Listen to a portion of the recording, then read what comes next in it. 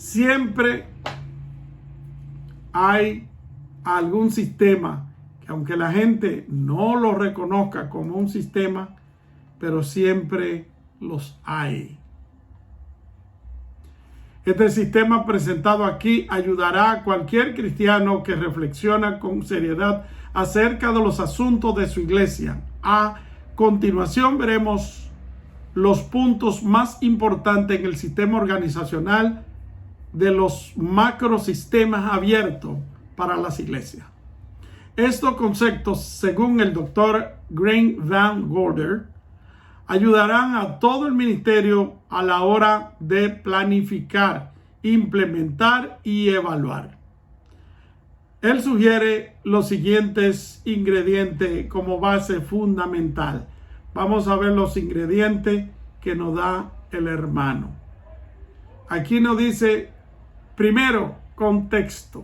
Vamos a ver qué contexto nosotros tenemos o encontramos. El énfasis principal de los sistemas abiertos es la relación entre las organizaciones y el medio ambiente. El contexto es el que reside y se mueve un ministerio determinado muchas cosas. No es lo mismo fundar una obra en un pueblo dominado por guerrilleros en Colombia que en San José de Costa Rica. No es lo mismo trabajar con indígenas que acaban de mudarse a la Ciudad de México buscando el progreso que trabajar en la misma ciudad con gente establecida en una zona de clase alta. No es lo mismo. No es lo mismo plantar una iglesia en Buenos Aires, Argentina, que comenzar una obra entre la comunidad de ex refugiados salvadoreños en la ciudad de Los Ángeles, California. Aun cuando existen principios universales útiles para todas estas iglesias, hay que tomar en cuenta las particularidades que distinguen a cada caso. Cada ambiente tiene sus propias exigencias para la iglesia que ministra allí. Eso es lo que llamamos contexto. Por eso hablamos de contextualizar una idea que se origina en algún sitio y se lleva a cabo. Creo que en esto es donde nosotros muchas veces tenemos muchos problemas, porque no queremos contextualizar la iglesia en que servimos. Pero los cambios y las situaciones que fluctúan en el ambiente se llaman turbulencia, igual que cuando uno va en un avión, que el avión uno va así parejo y de repente se mete un temblor y a veces hace hondonadas raras y la gente se asusta por eso, pero esas son las famosas turbulencias. Antes de ello llegar a la turbulencia, ya la computadora a través del sistema satelital le ha dicho donde hay turbulencia y le dicen a uno, amárrese los cinturones porque vamos a pasar por un lugar donde hay mucha turbulencia. Y muchas veces las turbulencias duran 5 minutos, otras veces 10 y otras veces duran 1 hora en un vuelo. Y ahí es cuando la gente reza, se hace la señal de la cruz, es cuando la gente comienza a dar gritos. Uno están orando profundamente porque cree que el avión se va a caer. Es probable que sí, que se caiga. Pero hay que pasar por la turbulencia para poder llegar a la línea aérea nuevamente tranquila. Dice, porque causan una especie de choque con el sistema que siempre busca la estabilidad. El alcance de la turbulencia en el medio ambiente tiene un impacto directo o indirecto en todos los subsistemas dentro de la organización. Wow. ¿Quién no ha vivido en una iglesia donde no hayan turbulencias? ¿Quién es aquel que dice, gracias a Dios, en mi iglesia no hay chismes? Gracias a Dios que en mi iglesia no hay pecado. Gracias a Dios, y bueno, dan gracias a Dios por cosas que no son reales. Porque la iglesia nunca vivirá sin pecado, siempre hay pecado. Si no hay pecado entre la feligresía, es porque ya están en el cielo. Pero lo bueno de eso es que si pecamos, abogado tenemos para con el Padre, a Jesucristo, quien intercede por nosotros. No debemos jactarnos del pecado en ninguna manera, ni buscar el pecado a propósito. Pero en las iglesias siempre hay pecado. Caemos en pecado. A veces la turbulencia es de un chisme, a veces es de una cosa que usted dijo que no debió decir, a veces la turbulencia es un malentendido. Somos personas de diferentes comunidades, de diferentes sistemas sociales, y a veces queremos entenderlo todo y no se da así. Entonces es natural que se presenten turbulencias en las iglesias. Tengo un amigo pastor que se llama Richard Caballero, que es de la Iglesia Reformada, y él está ahora mismo en California.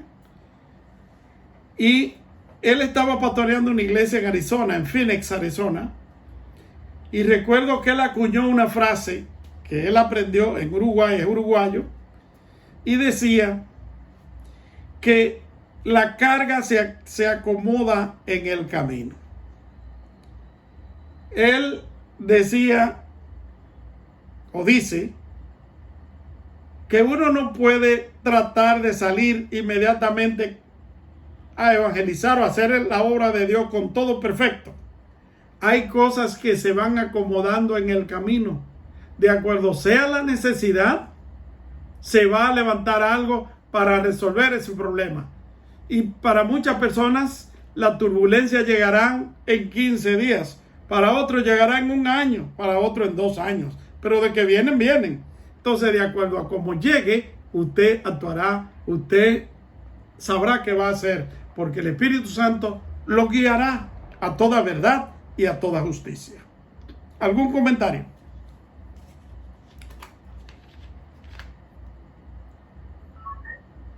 Siempre hay algo que decir. Crearon la satisfacción por ejemplo de la iglesia. Muy bueno, la iglesia era la cultura para que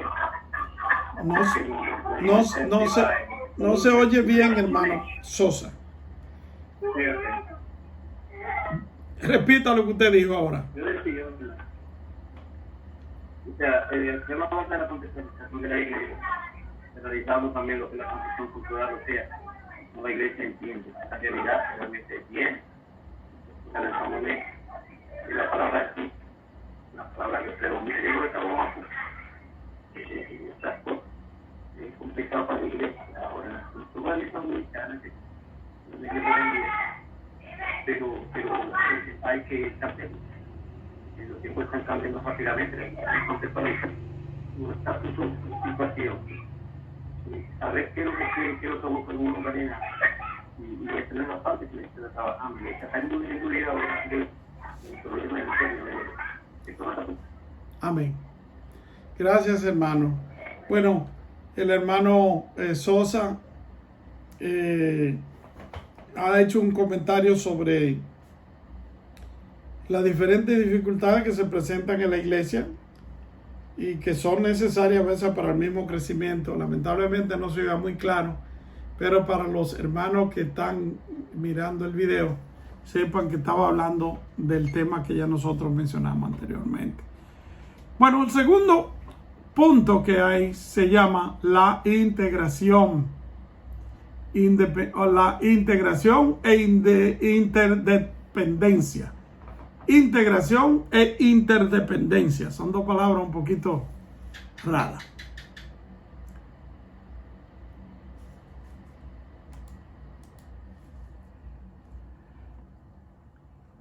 El estudioso del crecimiento debe considerar todo el panorama de la iglesia y verlo como un sistema completo que se compone de varios subsistemas relacionados entre sí. Un cambio en un área afecta a todas las demás. Por ejemplo, uno puede ser director musical en una iglesia local. Pero si desea tener un mayor impacto en la congregación, debe comprender cómo este subsistema de la música encaja dentro del sistema completo. Si decide cambiar el horario de ensayo del coro y el estilo de música que van a cantar, eso tendrá que su repercusión, positivas o negativas. En todo el resto del sistema, el horario de actividades, los participantes y aún otros ministerios son afectados. Simplemente por la dirección de un coro, todo en la iglesia cambió. Yo estudié hace un tiempo ya, 10 años quizá o más de 10 años, sobre las diferentes generaciones, o sea, a partir de la Segunda Guerra Mundial. Las diferentes generaciones sociales que se han desarrollado mayormente en el área de Estados Unidos y que de ahí le han pasado al mundo, especialmente al mundo occidental. Y recuerdo que dentro de ellos habían los primeros que se llamaban The Builders o los constructores. Yo le traduzco los constructores. Esos son aquellos que nacieron del año 1948 a 48 a 60 y al 58 son 10 años, al 68. Son una generación de 20 años que eran los constructores. Me llamaba la atención porque nosotros en las iglesias reformadas tenemos muchas personas que son ancianas.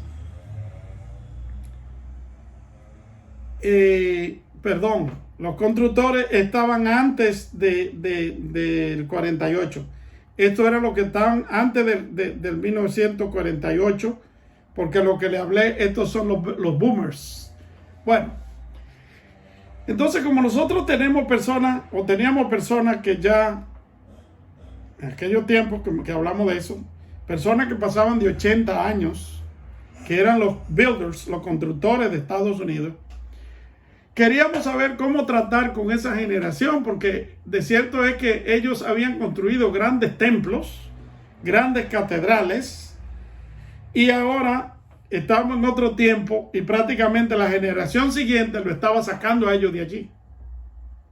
Después de que ellos se fajaron a trabajar, ahora una generación viene y los ignora.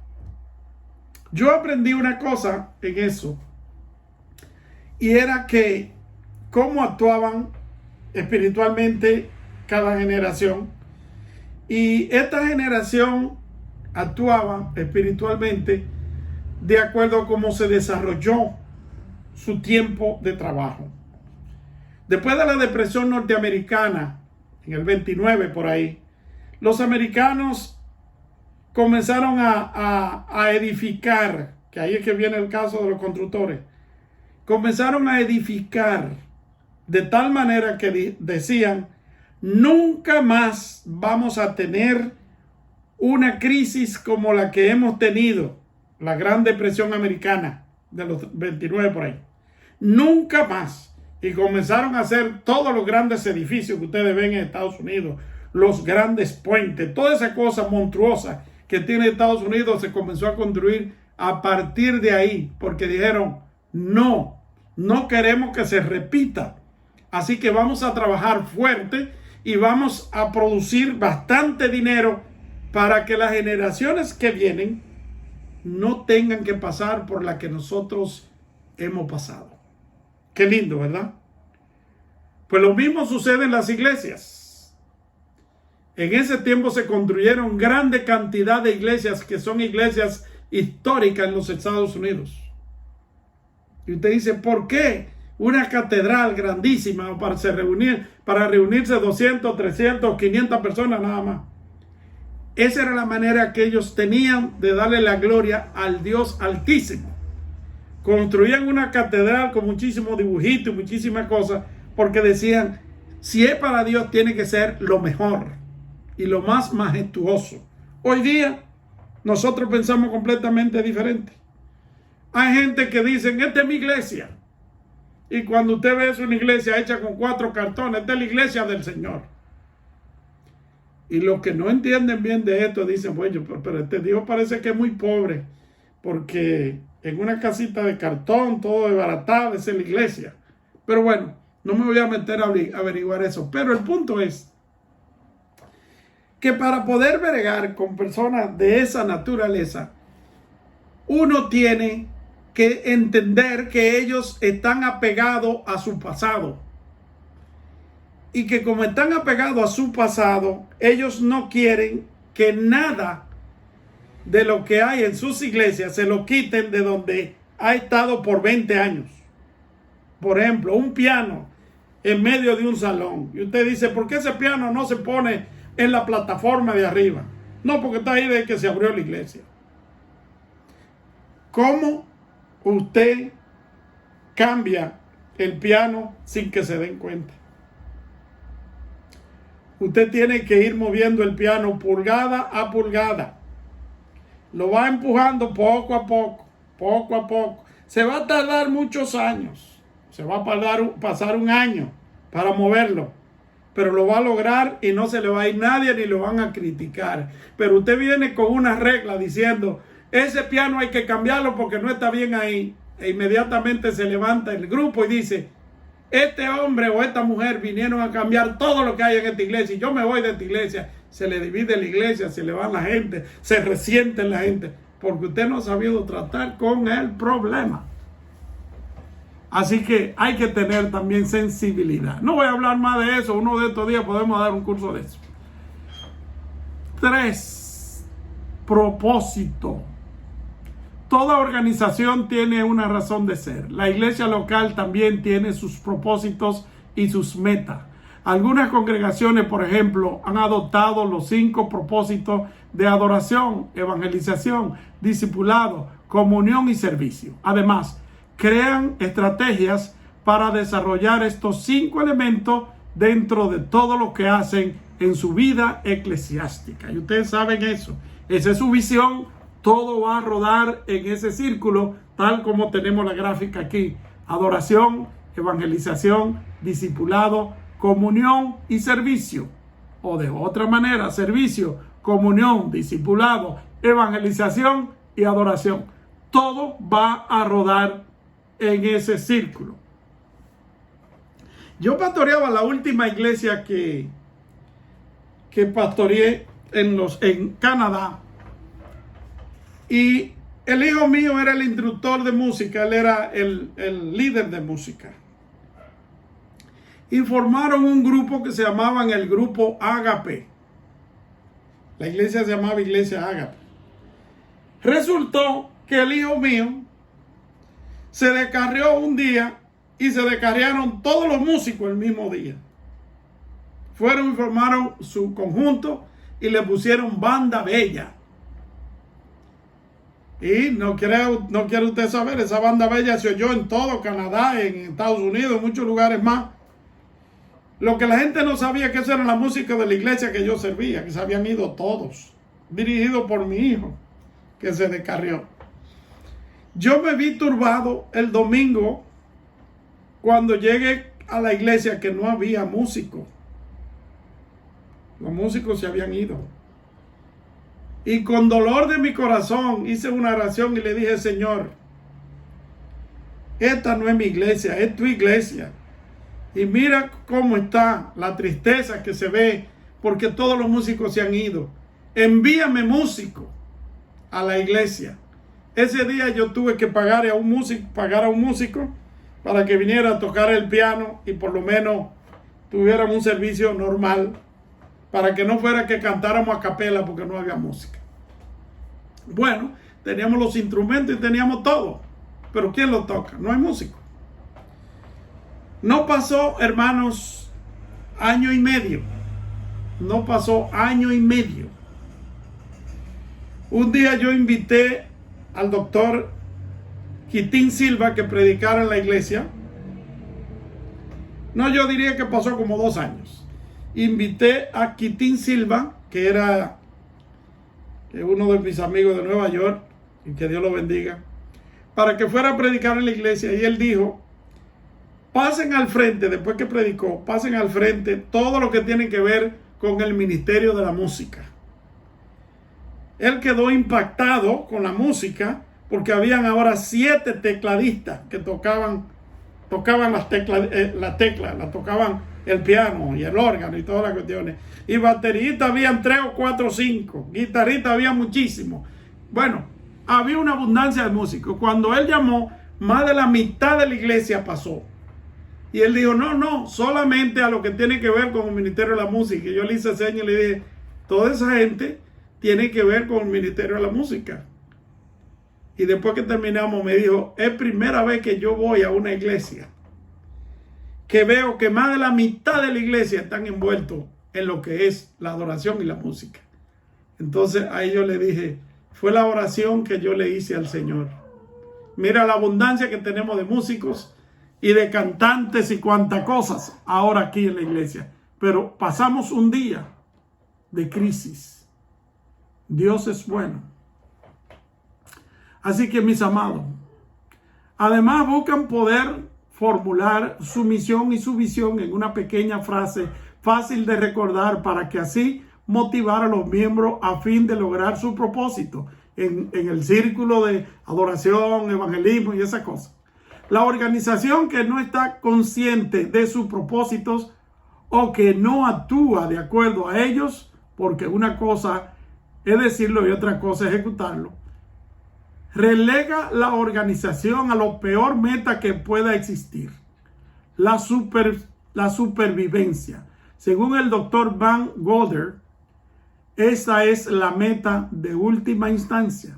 El que comprende los sistemas abiertos sabe la importancia de tener un propósito y una meta bien claras y definidas. El que no planifica según sus propósitos, planifica fracaso o fracasar. Ustedes se están preparando o ya tienen iglesia, y esto es lo que hay que tener atención.